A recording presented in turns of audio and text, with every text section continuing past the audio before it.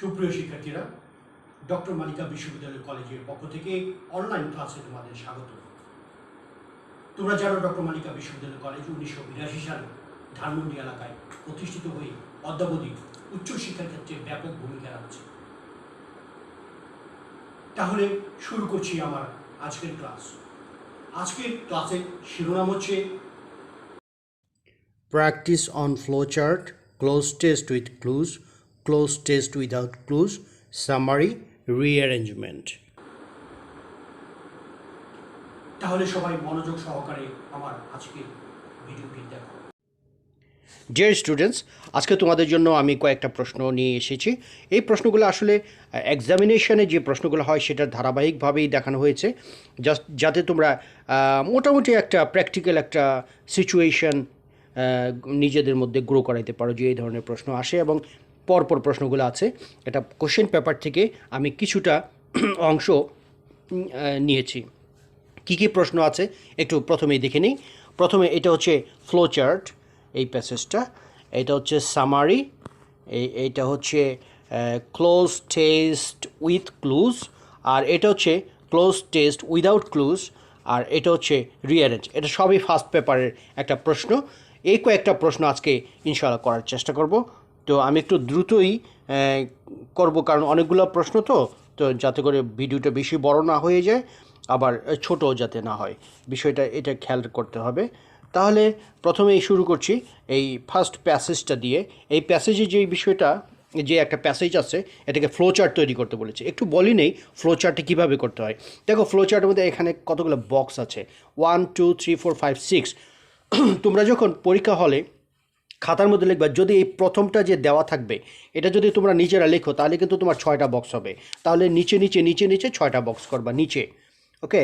এটা নিচে নিচে করবা, কারণ তারা তো লম্বালম্বিভাবে দিয়েছে, তুমি উলম্ব বরাবর দিবা, মানে উপর থেকে নিচে।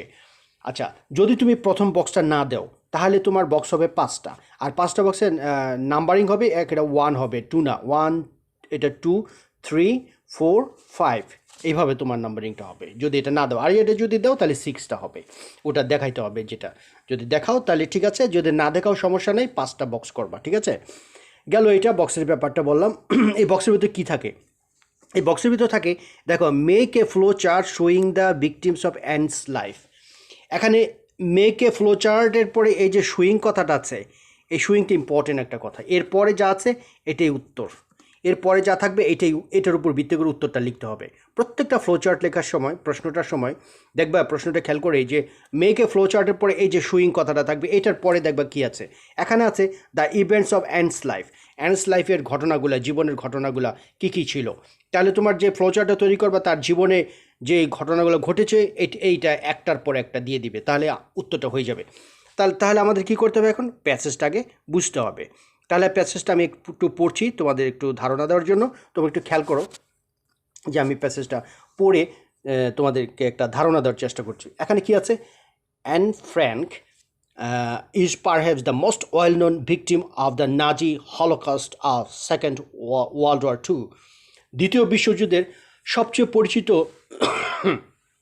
একজন শিকার বা ভিকটিম ছিল, যার নাম ছিল অ্যানি ফ্র্যাঙ্ক। সে নাৎসিদের হত্যাযজ্ঞের শিকার হয়েছিল।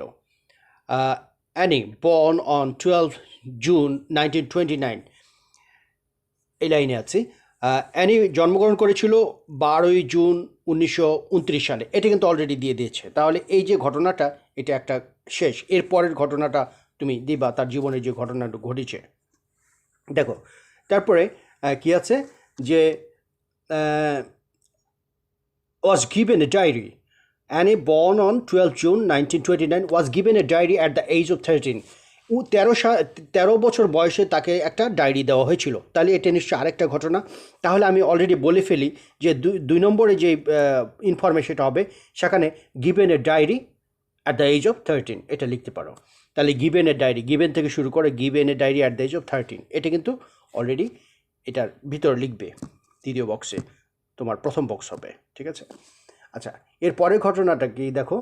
এরপর ইন হুইচ, যেই ডায়েরির মধ্যে she chronicled her life from 1940 to 1944, যে ডায়েরির ভিতরে সে তার জীবনে ঘটে যাওয়া ঘটনাগুলো 1942 থেকে 1944 পর্যন্ত যে ঘটনাগুলো ঘটেছে সবগুলা সে লিপিবদ্ধ করেছে ডায়েরির ভিতর। তাহলে এটা আরেকটা তার জীবনের ঘটনা। তাহলে তুমি কি করবা? Chronicled her life from 1942 to 1944 in the diary। এখান থেকে এই যে ক্রনিকল থেকে শুরু করে এই এই 1944 পর্যন্ত দিলে আরেকটা ইনফরমেশন হয়ে গেল। ওকে, আচ্ছা এরপরে যাচ্ছি ঘটনাটায়। During this time, Annie spent 2 years in hiding with her family in Nazi-occupied Amsterdam in a secret annex with 4 other Jews. আর এই সময়ে অ্যানি থেকেছিল 2 বছর আত্মগোপনে in two years in hiding with her family.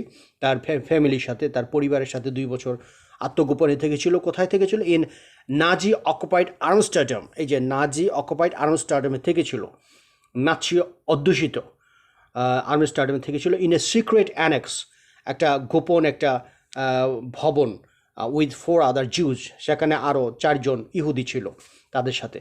তারপরের লাইনে যে বিট্রেইড, তাহলে বিট্রেইড অ্যান্ড ডিসকভার্ড। বিট্রেইড মানে বিশ্বাসঘাতকতা করেছিল যার বাসায় থেকেছিল তারা, এবং ডিসকভার তাকে পাওয়া গিয়েছিল বা আবিষ্কার করলো, মানে তাকে পাওয়া গেল ইন 1944, 1944 সালে তাকে পাওয়া গিয়েছিল সেখান থেকে। And was sent to the Bergen Belsen concentration camp. যখন তাকে পাওয়া গিয়েছিল সেখানে আত্মগোপন অবস্থায়, তখন তাকে পাওয়ার পরে তাকে শি ওয়াজ সেন্ট, তাকে পাঠানো হয়েছিল কোথায়? বার্জেন বেলসেন কনসেন্ট্রেশন ক্যাম্পে পাঠানো হয়েছিল। সেখানে যুদ্ধ মানে যাদেরকে ধরে আনা হয়েছিল সবাইকে সেই কনসেন্ট্রেশন ক্যাম্পে রাখা হয়েছিল, এবং অ্যানকেও সেখানে সেই ক্যাম্পে রাখা হয়েছিল। হোয়ার, তাহলে এই যে বার্জেন বেলসেন কনসেন্ট্রেশন ক্যাম্পে পাঠানো হয়েছিল তাকে, এটা কিন্তু তার জীবনের আরেকটা ঘটনা। তাহলে এটা লিখে ফেলো, sent to the Bergen Belsen concentration camp in 1944। Okay, তাহলে আমি একটু মুছে দিলে বুঝতে পারবা। এই যে সেন্ট থেকে শুরু করো, এই যে sent, Anne was sent, Anne was দরকার নাই, সেন্ট থেকে শুরু কর। Sent to the Bergen Belsen concentration camp. কত সালে? সালটা উল্লেখ করো। In 1944, in 1944।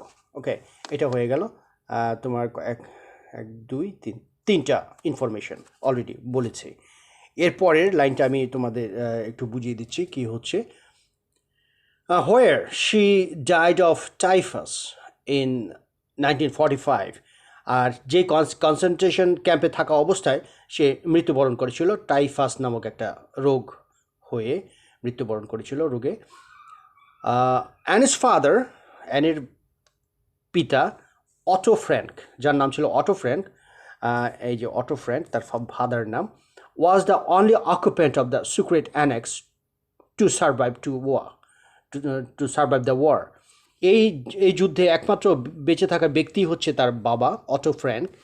এই যে যারা নাকি সিক্রেট এজেন্টে আত্মগোপন অবস্থায় ছিল তার মধ্যে একমাত্র তার বাবাই বেঁচে ছিল, অটো ফ্র্যাঙ্ক যার নাম ছিল তার বাবার নাম। ইন 1947, এই যে 1947 সালে she published Anne's diary as the diary of a young girl. আর অ্যানিস ফাদার যার নাম ছিল অটো ফ্র্যাঙ্ক, সে এই যে অ্যানির ডায়েরিটা ছিল সেটা সে প্রকাশ করেছিল, পাবলিশ করেছিল। আচ্ছা, এর আগে এই যে টাইফাসে যে অ্যানি মারা গেল, এটা কিন্তু আরেকটা ঘটনা, এটা কিন্তু আমি একটু বলতে ভুলে গেছি। তাহলে এই ঘটনাটা তোমরা লিখে দিবে। এই যে ডাইড অফ টাইফাস রোগ থেকে যে অ্যানি মরলো, এটা কিন্তু একটা ঘটনা। আচ্ছা, এরপর আমি পরের ঘটনাতে চলে যাচ্ছি। তাহলে তার ফাদার কী করলো? He published Anne's diary as the diary of young গার্লের ডায়েরি হিসাবে তার ফাদার ডায়েরিটা প্রকাশ করলো। যে ডায়েরির নামটা কি দিল? The diary of a young girl. এই যে the diary of a young girl, এই নামে বইটা প্রকাশ করলো। তাহলে এই কথাটায় আমরা একটা ইনফরমেশন দিতে পারি, এটা তার জীবনের একটা ঘটনা। তাহলে এখানে বলতে পারে অ্যানিস ডায়েরি পাবলিশড, অথবা her diary published as the diary of young girl, কত সালটা দাও? ইন 1947, 1947 সালে। ওকে, আচ্ছা, তারপরে আমাদের ইনফরমেশন নেই, আমাদের 5টা ইনফরমেশন অলরেডি হয়ে গেছে। তারপর আমি এই লাইনটা শেষ করে দিই। Ants account of her interment, এই যে তার জীবনের ঘটে যাওয়া ঘটনাগুলি, as well as her deep believe in humanity, এবং তার যে হিউম্যানিটি, মানব জাতির জন্যে, মানবতার জন্যে তার যে গভীর বিশ্বাস, ভালোবাসা, has become one of the world's most widely read books. আর এই বইটা হয়ে দাঁড়িয়েছিল এই কারণে পৃথিবীর সবচেয়ে পঠিত গ্রন্থ হিসাবে এই ডায়েরিটা সারা পৃথিবীতে ছড়িয়ে পড়েছিল। ওকে, তাহলে আমাদের 5টা অলরেডি ইনফরমেশন হয়েছে। আমি আবার সংক্ষেপে 5টা ইনফরমেশন তোমাদের বলে দিচ্ছি, তোমরা যারা লিখো নাই বা বুঝতে পারো নাই তারা একটু লিখে নাও। প্রথম ইনফরমেশন হচ্ছে given a diary at the age of 13, এটা 2 নম্বরে, অথবা যারা 1 নম্বর দিচ্ছ তাদের 1 নম্বরে। তারপরে 2 নম্বর ইনফরমেশন হচ্ছে chronicled her life from 1942 to 1944 in her diary. এটা 3-এ, যারা 1 লিখেছ তাদের 3 হবে। তারপরে sent to Bergen Belsen concentration camp in 1944, 1944 সালে concentration camp Bergen Belsen concentration ক্যাম্পে পাঠানো হয়েছিল। এটা হচ্ছে তোমার 4 নম্বর ইনফরমেশন, যারা 1 নম্বর লিখেছ। ওকে, তারপরে ডায়েড অফ টাইফাস ইন 1944, এটা 5 নম্বর ইনফরমেশন। টাইফাস নামক রোগে মৃত্যুবরণ করেছিল 1945 সালে। তারপরে লাস্ট 6 নম্বর ইনফরমেশন, আর যারা এই প্রথমটা লিখো নাই তাদের জন্য 5 নম্বর ইনফরমেশন, লাস্ট ইনফরমেশন, সেটা হচ্ছে Anne's diary published as the diary of a young girl in 1947। Anne's ডায়েরিটা প্রকাশ হয়েছিল বা প্রকাশিত হয়েছিল, ডায়েরিটার নাম ছিল the diary of a young girl in 1947। Okay, তাহলে আমাদের 5টা ইনফরমেশন হয়ে গেল। যারা এটা লিখেছো তাদের কিন্তু 6টা হবে, আর যারা এইটা না লিখেছো তাদের 5টা হবে। ওকে, এরপরে আমরা দেখি সামারি। ওকে, সামারি লিখতে হলে কি জানতে হয়, কি বিষয়টা কি, সামারিটা কি? সামারি জিনিসটা হচ্ছে যে তুমি যে প্যাসেজটা পড়বে সেই প্যাসেজে মূল কথাগুলো দিয়ে দেবে। এখানে কোনো কোট করা যাবে না, যেটা কোটেশন থাকবে সেটা কোটেশনকে বাদ দিতে হবে, ওভারলুক করতে হবে। Do not copy the quotation marks, or কোটেশনের ভিতরে যা আছে তা লেখা যাবে না। কোনো ডাটা, কোনো এক্সাম্পল এগুলো দেওয়া যাবে না। কোনো পরিসংখ্যান, যেটাকে বলি ডাটা, স্ট্যাটিস্টিক্স, এগুলো দেওয়া যাবে না। জাস্ট এগুলোর মাধ্যমে যে কথাটা বোঝাতে চাচ্ছে সেটাই হচ্ছে summary.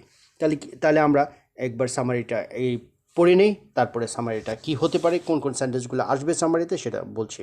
Do not copy any sentence, just make it A change, একটু চেঞ্জ করে দাও। সরাসরি তুমি একদম প্রথম থেকে শেষ পর্যন্ত কিছু কিছু লাইন বাদ দিয়ে দিয়ে লিখবে, দিস নট সামারি, এটা সামারি বলে না। সামারি হচ্ছে ইম্পর্টেন্ট সেন্টেন্সগুলো নিয়ে এটাকে নিজের মতো একটু গুছিয়ে লিখলেই সেটা সামারি হয়ে যাবে। ওকে ওকে, তাহলে দেখো সামারিটা দেখছি এখানে কি বলেছে। The years Mandela spent behind bars, the years Mandela spent behind bars made him the world's most celebrated political prisoner and a leader of the mythic stature for millions of black South Africans and other oppressed people for far beyond the country's borders. যে বছর, the years Mandela spent behind bars, এই যে burst বলতে কি, burst বলতে কারাবাস, কারাবাস বা মানে সে jail খেটেছিল, যেটা জেলে থাকা বা কারাবাস। যে বছরগুলোতে ম্যান্ডেলা কারাবাস বা কারাবরণ করে হয়েছিল, আবদ্ধ ছিল জেলখানায়, made him the world's most celebrated political prisoner. আর এই বছরগুলোতেই ম্যান্ডেলা হয়ে গেল পৃথিবীর মধ্যে সবচেয়ে সেলিব্রেটেড, সবচেয়ে প্রশংসনীয় একজন রাজনৈতিক জেলে বা রাজনৈতিক কারাদণ্ডভোগী একজন ব্যক্তি, as a leader of mythic stature. এবং তার মধ্যে ছিল একটা পৌরাণিক একটা স্টেচারের মতো একটা ফিগার বা stature for millions of black South Africans, লক্ষ লক্ষ কৃষ্ণাঙ্গ আফ্রিকানদের জন্য সে একজন মিথিক স্টেচার হয়ে দাঁড়িয়েছিল। পৌরাণিক অবয়ব তার মধ্যে গড়ে উঠেছিল, মানে মানুষ তাকে অনেক অনেক শ্রদ্ধা করা শুরু করলো। and other oppressed people far beyond country's borders, এবং তার দেশের বাইরেও অন্যান্য লোকের কাছেও সে খুব প্রিয় হয়ে দাঁড়ালো, যে সমস্ত লোক নির্যাতিত তাদের কাছে। চার্জড উইথ ক্যাপিটাল অফেন্সেস, তাকে ক্যাপিটাল অফেন্স বলতে মৃত্যুদণ্ড, তা মৃত্যুদণ্ডে অভিযুক্ত করা হয়েছিল 1963 রিভন্টা ট্রায়াল, রিভুনিয়া ট্রায়ালে তাকে মৃত্যুদণ্ড আদেশ দেওয়া হয়েছিল।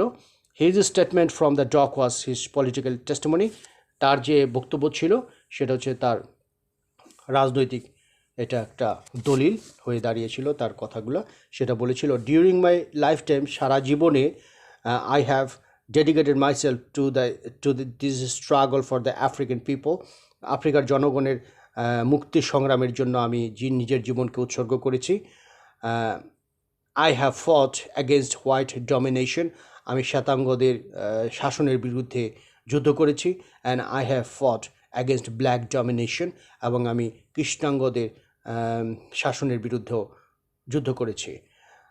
I have cherish the ideal of a democratic and free society, আমি সবসময় স্বপ্ন দেখেছি একটা গণতন্ত্র এবং একটা মুক্ত সমাজের, যেখানে all people live together in harmony, যেখানে সমস্ত লোক সৌহার্দ্যের মধ্যে বসবাস করবে, শান্তিতে বসবাস করবে, অ্যান্ড উইথ ইকুয়াল অপরচুনিটিস, এবং সবার সমান অধিকার থাকবে, এমন একটা সমাজের স্বপ্নে আমি দেখেছি। হি টোল্ড দ্য কোর্ট, সে আদালতকে এই কথাটা বলেছিল তখন। ওকে, তাহলে এখান থেকে আমরা যদি সামারি করি, তাহলে সামারিতে যে কথাগুলো চলে আসবে সেটা একটু আমি বলছি, যে Nelson Mandela is a leader of mythic স্টেচার all over the world. এই কথাটা প্রথম দেওয়া, যে মিথিক স্টেচারটা আছে না, এই কথাটাকে রাখো। তাহলে Nelson Mandela was loved by the people of his own country and beyond his country, এই কথাটাও আসতে পারে। তাহলে Nelson Mandela was loved by the people of his own country, by the black people, not all people, by the black people of his own country, Africa, and far beyond his country, all over the world, those who are oppressed, যারা নির্যাতিত, তাদের দ্বারা সে প্রশংসিত এবং সবাই তাকে ভালোবাসতো। এটা প্রথম সেন্টেন্সে দিয়ে দাও। রিভুনিয়া ট্রায়ালের কথাটা বলো। হি ওয়াজ ইমপ্রিজন, হি ওয়াজ given, অথবা he was charged with capital offenses. He was charged with capital offenses in 1963 Rivonia trial and sent to imprisonment, এবং তাকে জেলখানায় বন্দি করা হলো। তারপরে সে সারা জীবন সে কী করেছে, কী জন্য সংগ্রাম করেছে সেটা দাও। He dedicated his life to the struggle of the African people. He wanted a democratic society, এই যে লাস্ট কথাটা আছে না, এই কথাটা ইম্পর্টেন্ট একটা কথা। হি চেরিস্ট a democratic society and he cherished a society where all people are equal, এই কথাটা ইম্পর্টেন্ট, এই কথাটাকে একটু ভেঙে ভেঙে দাও। হি cherished democratic society, অথবা he wanted a democratic society, he wanted a free society, that's why he struggled throughout his life, সারা জীবন সে এটার জন্য যুদ্ধ করেছে। He dreamt of a society where all people are equal, এই কথাটা কিন্তু এখানে নাই, কিন্তু বোঝা গেল সে এটাই বলতে চেয়েছে বা বুঝাতে চেয়েছে মানুষকে। He wanted a society where all people are equal, সে এমন একটা সমাজ চেয়েছে সেখানে সমস্ত লোক এক থাকবে। There will be no domination one by other, এখানে একজন আরেকজন ডমিনেশন করবে, এটা এমন সোসাইটি সে দেখে নাই। হি চেরিস্ট, অথবা he dreamed of a society where every people has his or her equal opportunity and this society must be a democratic society. এই কথাগুলো একটু গুছিয়ে লেখো, তাহলে হয়ে যাবে, খুব সহজ করে লিখবা। ওকে, তাহলে এটা আমার সামারিটা হয়ে গেল। এরপরের যে প্রশ্নটা সেটার মধ্যে আমি যাচ্ছি।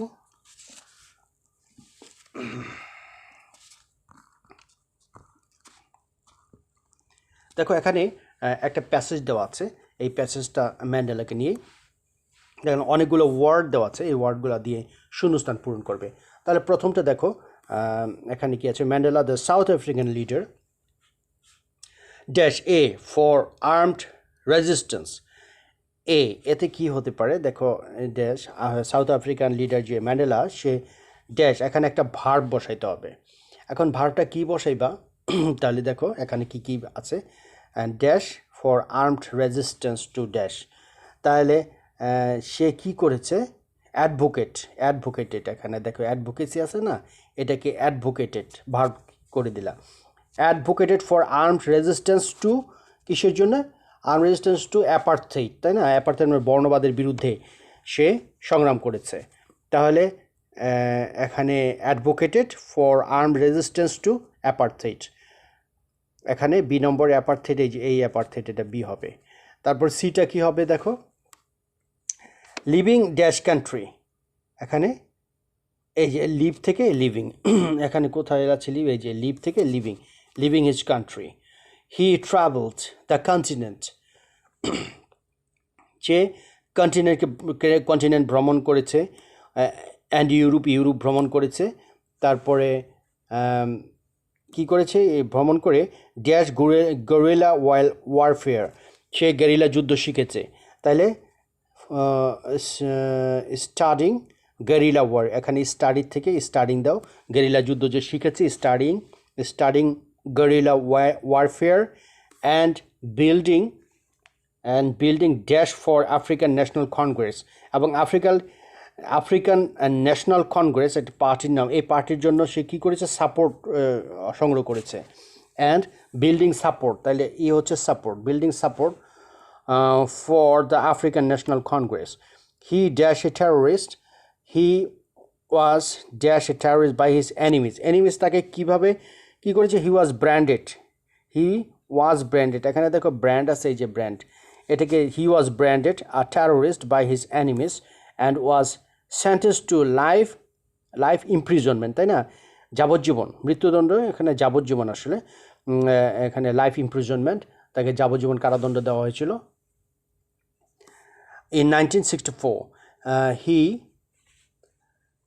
হি ড্যাশ ফ্রম মিলিয়ন্স এই যে মিলিয়ন্স অফ পিপল থেকে শিখে আইসোলেটেড হয়ে গিয়েছিল না এখানে দেখো আইসোলেট আছে এই যে আইসোলেট তাকে বিচ্ছিন্ন করা হয়েছিল তাহলে হি ওয়াজ আইসোলেটেড তাকে বিচ্ছিন্ন করা হয়েছিল ফ্রম মিলিয়ন্স অফ কান্ট্রিম্যান তার নিজের স্বজাতির কাছ থেকে তাকে আলাদা করে দেওয়া হয়েছিল he was isolated from millions of countryman as they suffered যেহেতু তারা এবং তারা কি করেছে সাফার করেছে ভুগছে কিসের থেকে ড্যাশ এখানে ভায়োলেন্স আছে ফোর্সড রিসেটেলমেন্ট আছে আরেকটা কি তাহলে এরকম নেগেটিভ একটা খুঁজে বের করো নেগেটিভটা হচ্ছে এখানে কি অপারেশন আছে দেখো এই যে কোথায় এই যে অপ্রেস থেকে অপারেশন দিতে হবে অপারেশন ভায়োলেন্স অ্যান্ড ফোর্সড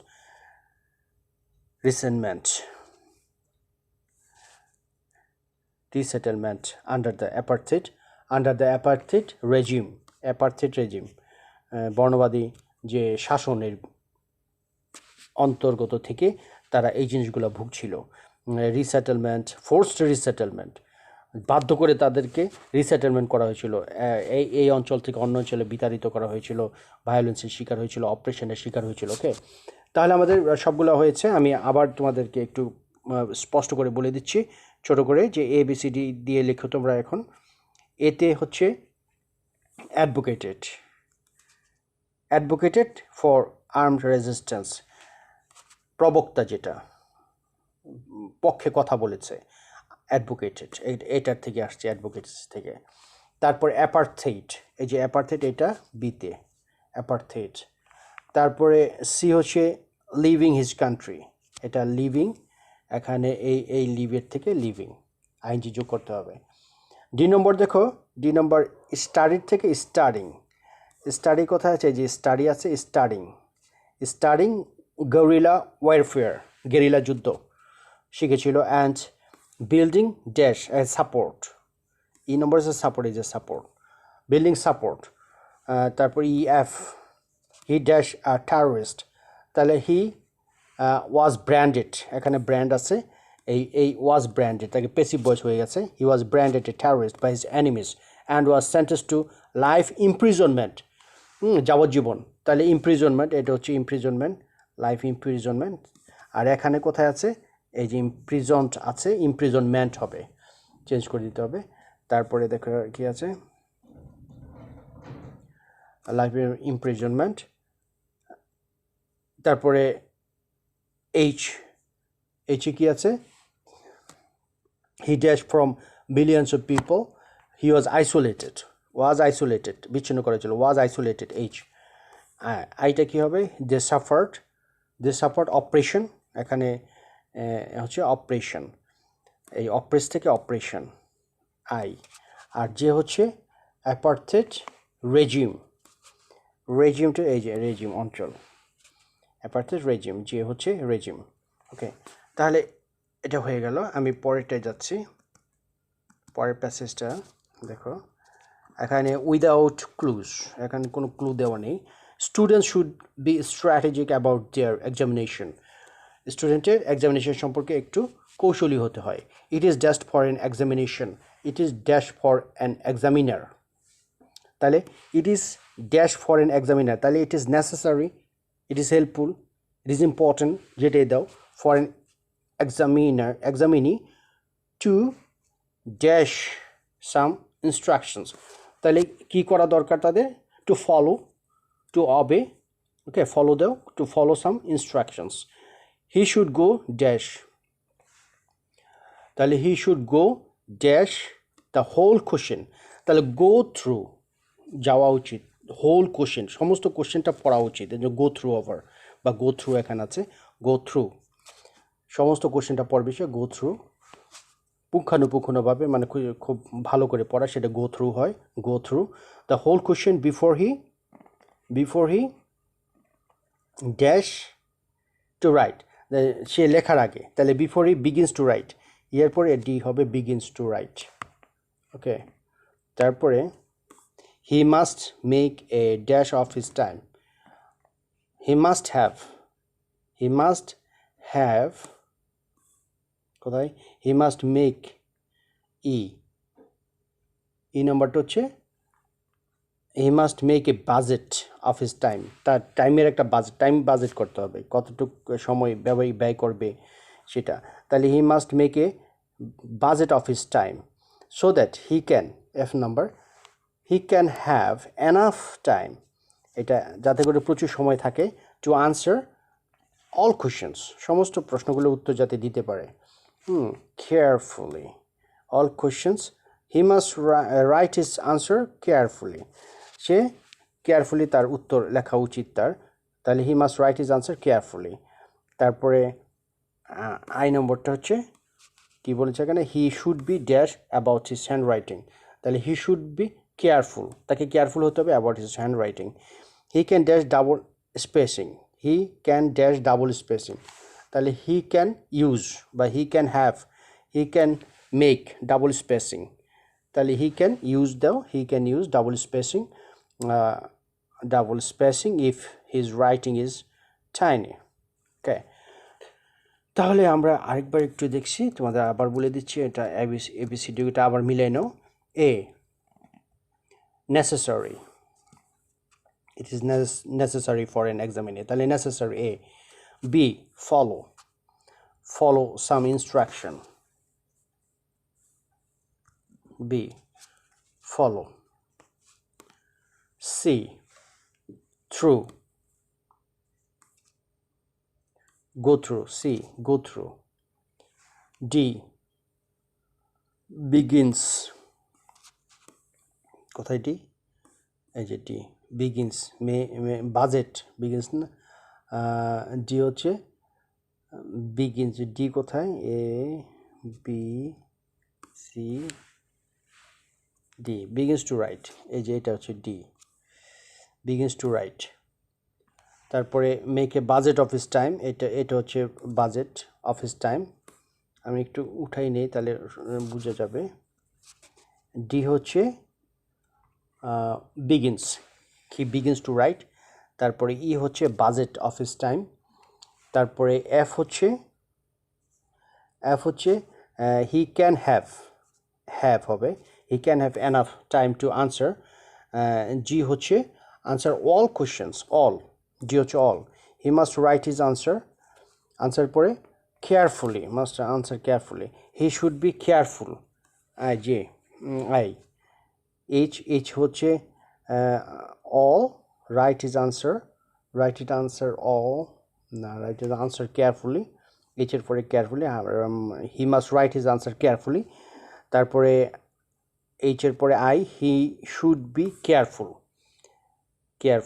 হচ্ছে h এর পরে I হচ্ছে careful, he can dash double spacing, এটা ইউজ দিবা যে he can use double spacing, he can make double spacing, E make দিলেও চলবে। ওকে, আচ্ছা গেল এটা উইথ ক্লোজ।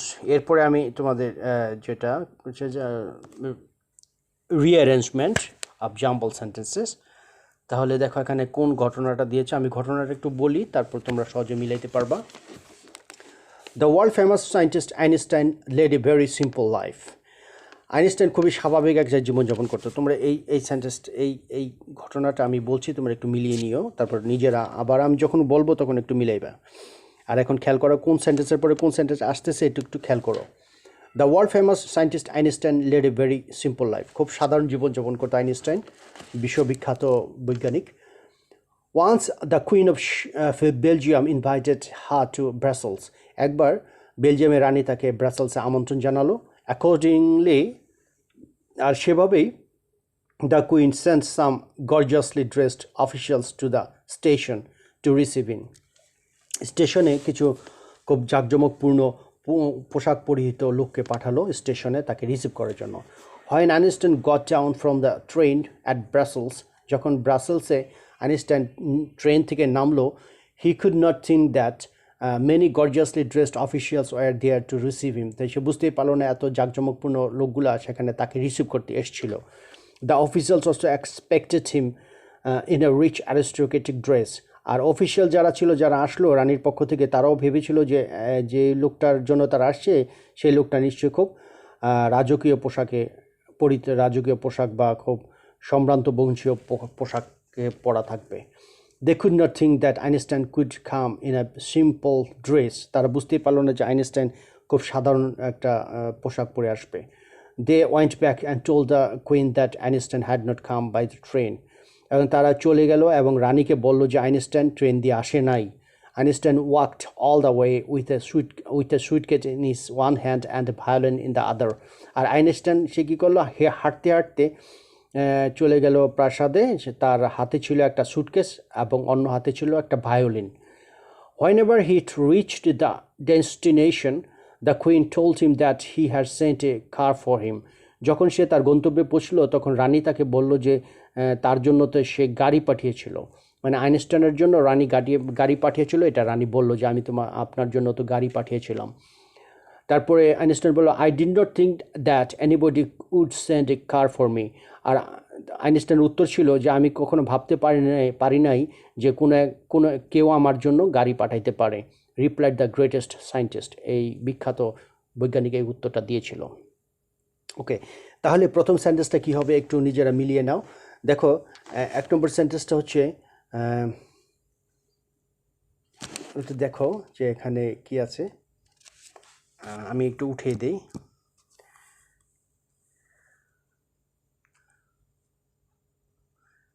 আই নম্বরটা দেখো, এই যেটা, the world famous scientist Einstein led a very simple life, খুব সাধারণ জীবনযাপন করতে। এটা এক, আমি এখানে নাম্বারটা দিলে বন্ধু সুবিধা হবে, এটা 1, এটা 1 নম্বর সেন্টেন্স। ওকে, তারপরে 2 নম্বর সেন্টেন্স কোথায় হবে দেখো,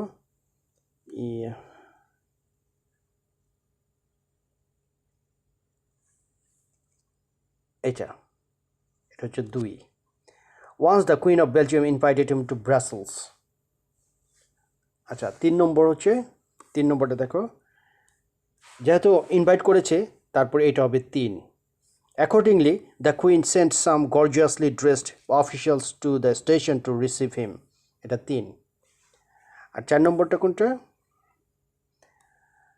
এটা হচ্ছে 4 নম্বর, এই যেটা, হোয়েন আইনস্টাইন গট ডাউন, এটা 4।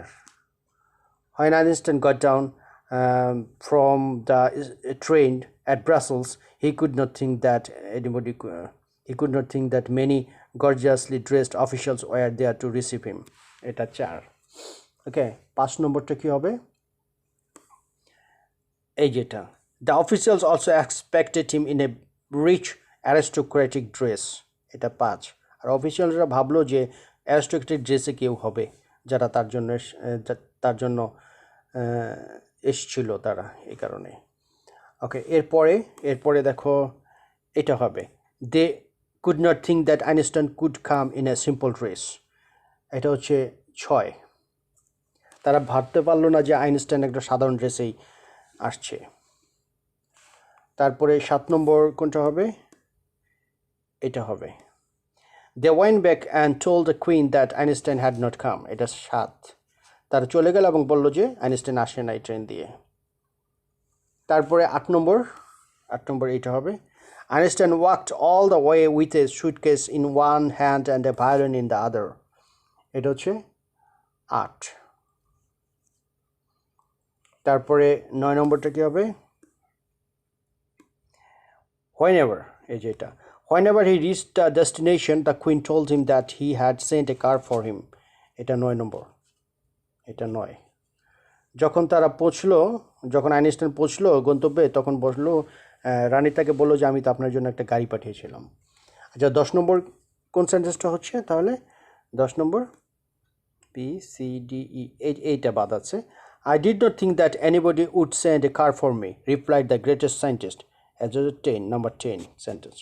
ওকে, তাহলে হয়ে গেল সবগুলো। আমি আরেকবার বলছি যে তোমরা মিলিয়ে নাও, সবগুলো একটু মুছে দেই। 1 নম্বর সেন্টেন্স, একের নিচে লিখবা আই, এখানে রোমান অক্ষর দেয় নাই, লেটার দিয়েছে, লেটারই দিবা তোমরা যেটা দেয়। তাহলে 1 নম্বর সেন্টেন্সের নিচে আই, কোথায় লিখবো? আই। 2 নম্বর সেন্টেন্স এইচ, এটা এইচ লিখেছি। 3 নম্বর বি, 4 নম্বর ডি, 5 নম্বর জে, 6 নম্বর সি, 7 নম্বর এফ, 8 নম্বর এ, 9 নম্বর জি, 10 নম্বর ই, সিডি, এই যেটা 10 নম্বর ই। ওকে, তাহলে হলো এখানে রিঅ্যারেঞ্জমেন্ট, জাম্বল সেন্টেন্সকে রিঅ্যারেঞ্জ করলে এইভাবে। আর উত্তরটা কীভাবে লিখবে একটু দেখাই দিই। এইভাবে 2টা টান দেওয়ার পরে অনেক বড় করে টান দেবে, একদম খাতা বরাবর লম্বালম্বিভাবে, তারপরে মাঝ বরাবর একটা দাগ দিবে, এরকম 10টা ভাগ করবা। ওকে, এরকম 10 ভাগ করে উপরে 1 2 3 4 করে এখানে 10 পর্যন্ত লিখবা।